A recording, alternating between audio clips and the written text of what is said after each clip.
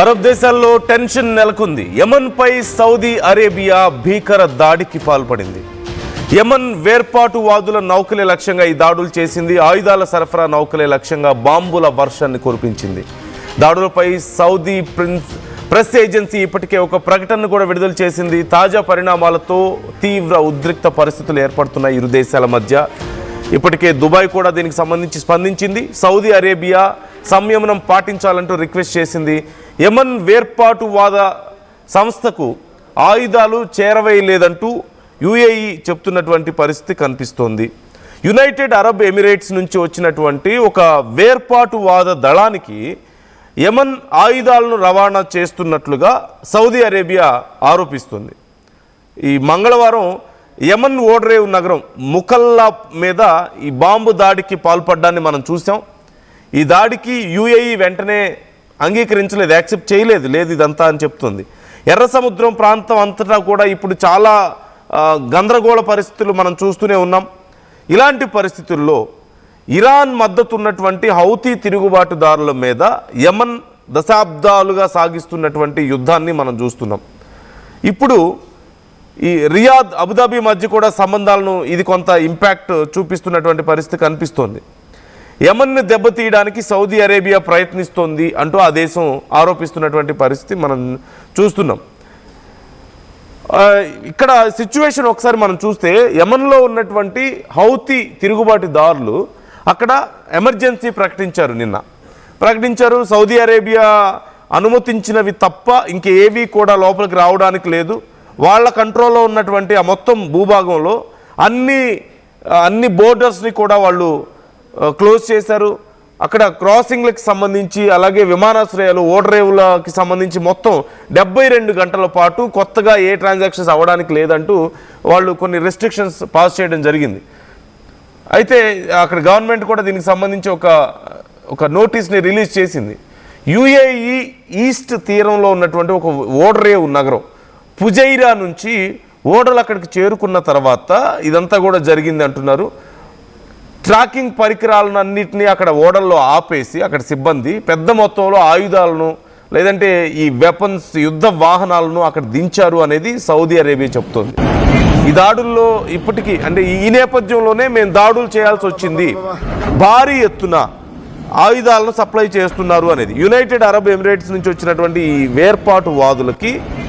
వేర్పాటు దళాలకి ఆయుధాలను రవాణా చేస్తున్నారని, ఆ ఆయుధాలకు సంబంధించినటువంటి కంటైనర్స్ మీద మేము అటాక్స్ చేసాం, ఆ షిప్పుల మీద మేము అటాక్స్ చేసాం అని చెప్పి సౌదీ అరేబియా చెప్తుంది. కాకపోతే ఇదంతా కూడా లేదు, ఇదంతా జస్ట్ డ్రామా జరుగుతోంది, ఇక్కడంతా మాకు సంబంధం లేదు అని చెప్పేసి ఇంకో పక్క యమన్ చెప్తుంది. హౌతీల విషయంలో జరుగుతున్నటువంటి ఈ గందరగోళం ఇవన్నీ మనం చూస్తూనే ఉన్నాం. మొత్తం మీద ఒక తీవ్ర గందరగోళ పరిస్థితి, ఒక కాన్ఫ్లిక్ట్ సిచ్యువేషన్ మనకు కనిపిస్తుంది. దేశాల మధ్యలో పరిస్థితులు మరింత ఉద్రిక్తంగా మారే అవకాశాలు కనిపిస్తున్నాయి.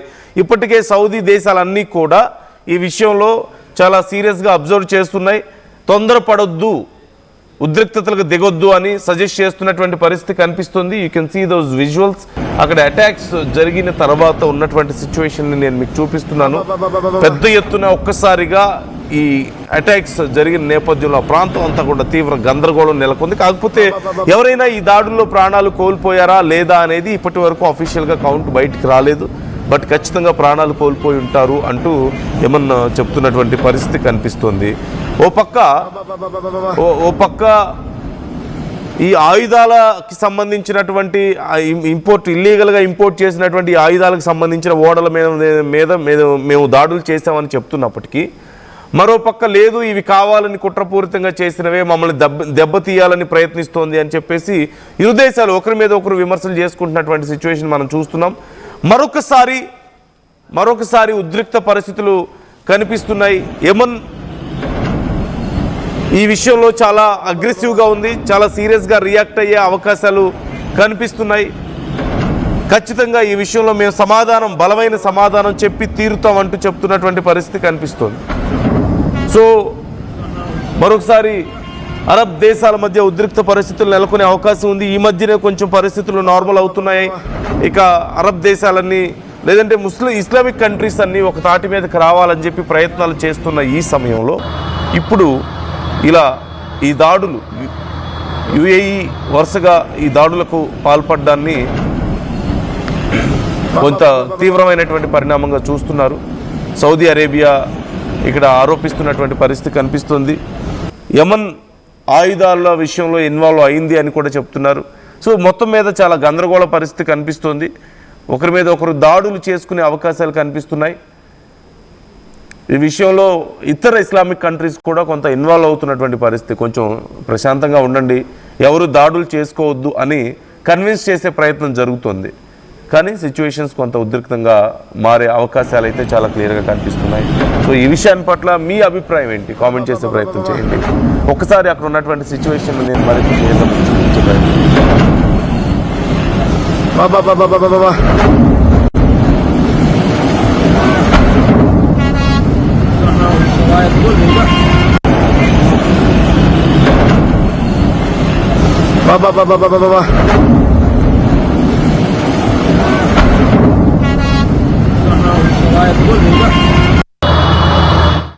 రూపాయలకి ఏమొస్తుందమ్మా? 5 రూపాయలకి ఏమొస్తుందా?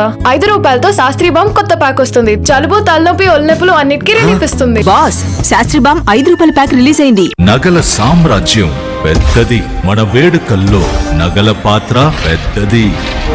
నగల్లో మన సంప్రదాయం అది పెద్దది. అదే విధంగా నగలు కొనేటప్పుడు మీ సేవింగ్స్ కూడా ఇకపై పెద్దగా ఉంటుంది. అన్ని నగల తరుగును ముందు కన్నా ఇంకా తగ్గించాం. ఈ తక్కువ తరుగును చూస్తే వెంటనే నగలు కొనేస్తారు. డైమండ్ జ్యువెలరీ ధరలు కూడా పెద్ద లెవెల్లో తగ్గించాం.